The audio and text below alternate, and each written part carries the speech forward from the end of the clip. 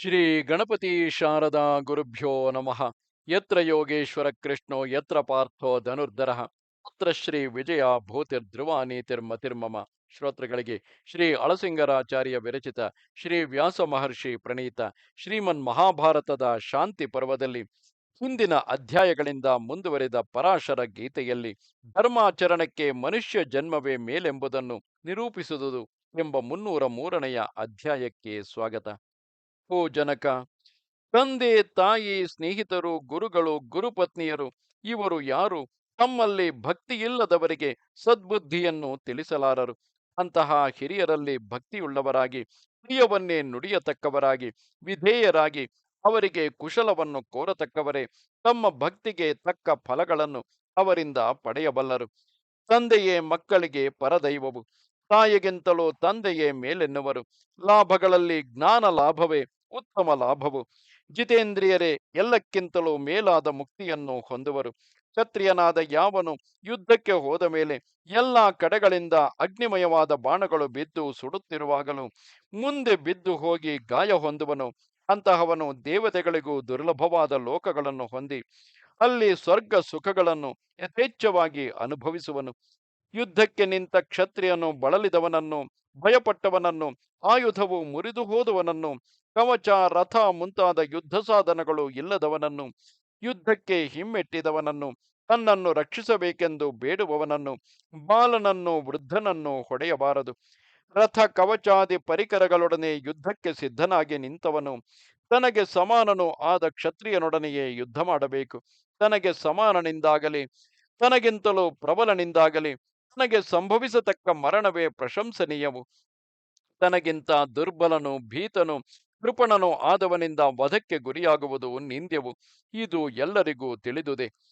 ಪಾಪಿಯಿಂದಲೂ ಹೀನನಿಂದಲೂ ಕೆಟ್ಟ ನಡತೆಯುಳ್ಳವನಿಂದಲೂ ವಧವನ್ನು ಹೊಂದುವುದರಿಂದ ಪಾಪಕ್ಕೆ ಈಡಾಗುವನು.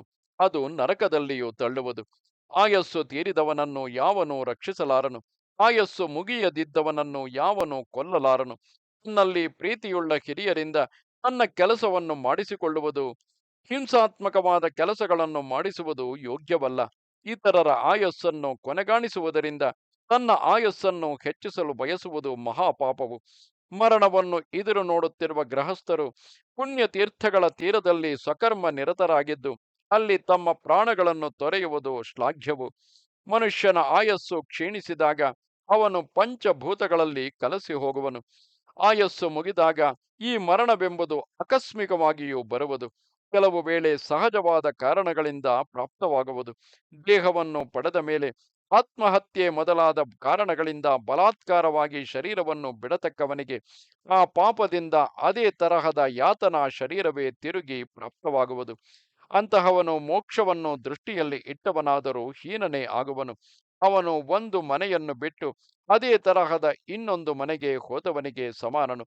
ಅಂತಹ ದೇಹಾಂತರ ಪ್ರಾಪ್ತಿಗೆ ಆಕಸ್ಮಿಕ ಮೃತಿಯೇ ಪ್ರಧಾನ ಕಾರಣವಲ್ಲದೆ ಬೇರೆಯಲ್ಲ.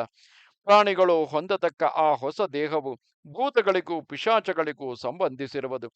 ಅಧ್ಯಾತ್ಮ ಚಿಂತಕರಾದ ವಿದ್ವಾಂಸರು ಈ ದೇಹವನ್ನು ಅಸ್ಥಿ ಮಾಂಸ ನರಗಳು ಇವುಗಳ ಸಂಘಾತವೆಂದು, ಬಹಳ ಜಿಹಾಸೆಗೆ ಎಡೆಯಾದ ಅಶುದ್ಧ ಪದಾರ್ಥಗಳ ಮಿಶ್ರಣವೆಂದು, ಪಂಚಭೂತಗಳ ಇಂದ್ರಿಯಗಳ ಮತ್ತು ಸತ್ವಾದಿ ಗುಣಗಳ ಸಮುದಾಯವೆಂದು, ಇವೆಲ್ಲಕ್ಕೂ ಮೇಲೆ ಚರ್ಮದ ಹೊದಿಕೆಯಿಂದ ಮುಚ್ಚಲ್ಪಟ್ಟಿರುವುದೆಂದು ಹೇಳುವರು.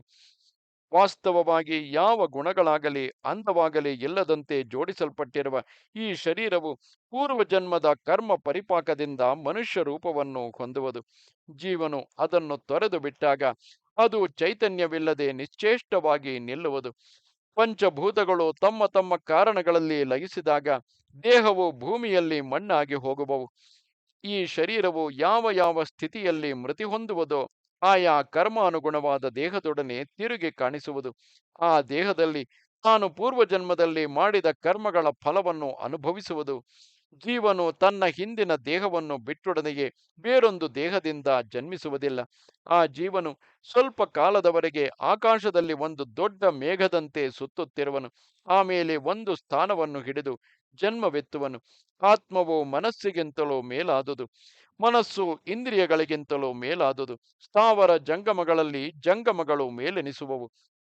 ಆ ಜಂಗಮಗಳಲ್ಲಿಯೂ ದ್ವಿಪಾತ್ತುಗಳೆನಿಸಿದ ಭೂತಗಳು ಅಂದರೆ ಮನುಷ್ಯರು ಮೇಲೆನಿಸುವರು.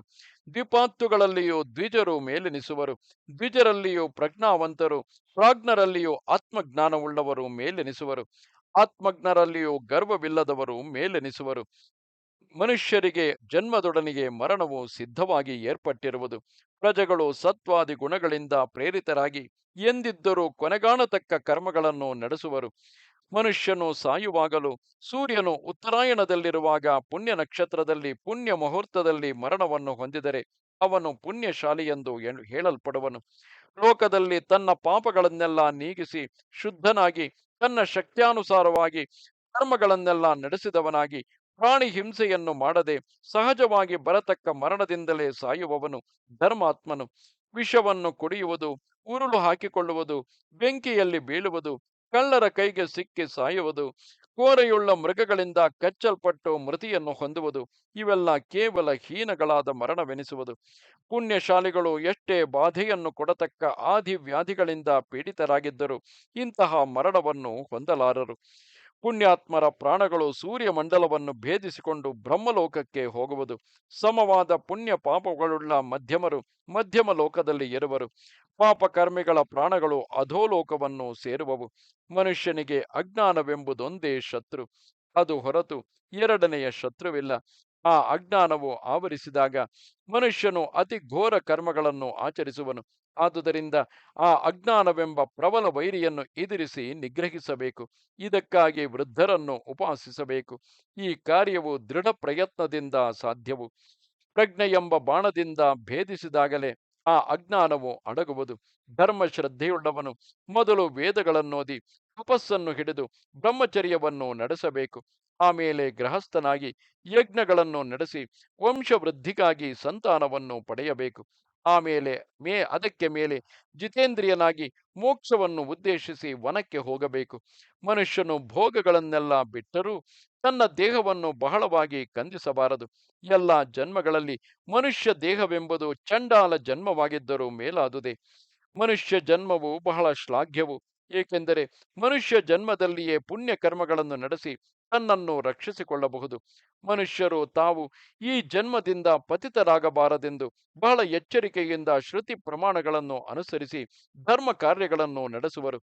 ದುರ್ಲಭವಾದ ಅಂತಹ ಮನುಷ್ಯ ಜನ್ಮವನ್ನು ಹೊಂದಿಯೂ ಅದನ್ನು ದ್ವೇಷಿಸತಕ್ಕವನು ಧರ್ಮವನ್ನು ಅವಮಾನಿಸಿ ಕಾಮಕ್ಕೊಳಗಾಗಿ ಆ ಕಾಮದಿಂದ ತಾನು ವಂಚಿತನಾಗುವನು. ಸಕಲ ಭೂತಗಳನ್ನು ಪ್ರೇಮದಿಂದ ನೋಡುವುದು, ಎಲ್ಲರಲ್ಲಿ ಸಮಬುದ್ಧಿ, ಅವರಿಗೆ ಸಹಾಯ ಮಾಡಬೇಕೆಂಬ ಶ್ರದ್ಧೆ, ತನ್ನ ಸಮಸ್ತ ಧನಗಳನ್ನು ಇತರರಿಗಾಗಿ ತ್ಯಾಗ ಮಾಡಿ ಅವರನ್ನು ಸಮಾಧಾನಪಡಿಸುವುದು, ಇತರರಿಗೆ ಅನ್ನವನ್ನು ಎಕ್ಕುವುದು, ಪ್ರಿಯ ವಾಕ್ಯಗಳನ್ನು ನುಡಿಯುವುದು, ಅವರೊಡನೆ ಸುಖ ದುಃಖಗಳಲ್ಲಿ ಸಮಭಾಗಿಯಾಗುವುದು, ಇಂತಹ ನಡತೆಗಳುಳ್ಳವನು ಪರಲೋಕದಲ್ಲಿ ಎಂದಿಗೂ ದುಃಖಿಯಾಗಲಾರನು. ಮನುಷ್ಯನು ಸರಸ್ವತಿ ನದಿ, ನೈಮಿಷಾರಣ್ಯ, ಪುಷ್ಕರ ತೀರ್ಥ ಮುಂತಾದ ಪುಣ್ಯ ಕ್ಷೇತ್ರಗಳಲ್ಲಿಯೂ ನದಿ ತೀರಗಳಲ್ಲಿಯೂ ವಾಸ ಮಾಡುತ್ತಾ ದಾನವನ್ನು ತ್ಯಾಗವನ್ನು ಹಿಡಿದು ಶುಭ ದರ್ಶನವುಳ್ಳವನಾಗಿ ಸ್ನಾನದಿಂದಲೂ ತಪಸ್ಸಿನಿಂದಲೂ ದೇಹವನ್ನು ಶುದ್ಧಿ ಮಾಡಿಕೊಳ್ಳಬೇಕು. ಗ್ರಹದಲ್ಲಿಯೇ ಮೃತಿ ಹೊಂದಿದವರಿಗೆ ಅವರ ಶರೀರಕ್ಕೆ ದಹನಾದಿ ಕರ್ಮಗಳನ್ನು ಮಾಡಿಸಬೇಕು. ಅವರ ಮೃತದೇಹವನ್ನು ವಾಹನಾದಿಗಳಿಂದ ಸಾಗಿಸಿಕೊಂಡು ಸ್ಮಶಾನಕ್ಕೆ ಹೋಗಿ ಅಲ್ಲಿ ಶುಚಿಯಾದ ಪ್ರದೇಶದಲ್ಲಿ ಶಾಸ್ತ್ರೋಕ್ತವಾಗಿ ಸಂಸ್ಕಾರಗಳನ್ನು ನಡೆಸಬೇಕು. ಇಷ್ಟಿ, ಪೌಷ್ಟಿಕ, ಯಜನ, ಯಾಜನ, ದಾನ, ಪುಣ್ಯಾಚರಣೆ, ಯಥಾಶಕ್ತಿ ಶ್ರದ್ಧೆಗಳನ್ನು ನಡೆಸುವುದು, ಇವೆಲ್ಲವೂ ಮನುಷ್ಯನಿಗೆ ಆತ್ಮಶ್ರೇಯಸ್ಸಿಗಾಗಿಯೇ ನಡೆಸತಕ್ಕ ಕಾರ್ಯಗಳು. ಧರ್ಮಶಾಸ್ತ್ರಗಳು, ವೇದಾಂಗಗಳು ಇವೆಲ್ಲವೂ ನಿರ್ದುಷ್ಟವಾದ ಕರ್ಮವುಳ್ಳ ಮನುಷ್ಯನ ಶ್ರೇಯಸ್ಸಿಗಾಗಿಯೇ ವಿಧಿಸಲ್ಪಟ್ಟಿವೆ ಎಂದು ಪರಾಶರನು ಪೂರ್ವದಲ್ಲಿ ವಿದೇಹರಾಜನಾದ ಜನಕನಿಗೆ ಅವನ ಶ್ರೇಯಸ್ಸನ್ನು ಕೋರಿ ಹೇಳಿದನು ಎಂದನು. ಇದು 303ನೆಯ ಅಧ್ಯಾಯವು. ನಮಸ್ತೆ ಶಾರದೆ ದೇವಿ, ಕಾಶ್ಮೀರ ಪುರವಾಸಿನಿ, ತ್ವಾಮಹಂ ಪ್ರಾರ್ಥೆಯೇ ನಿತ್ಯಂ, ವಿದ್ಯಾದಾನಂಚ ದೇಹಿಮೆ. ನಮಸ್ಕಾರ.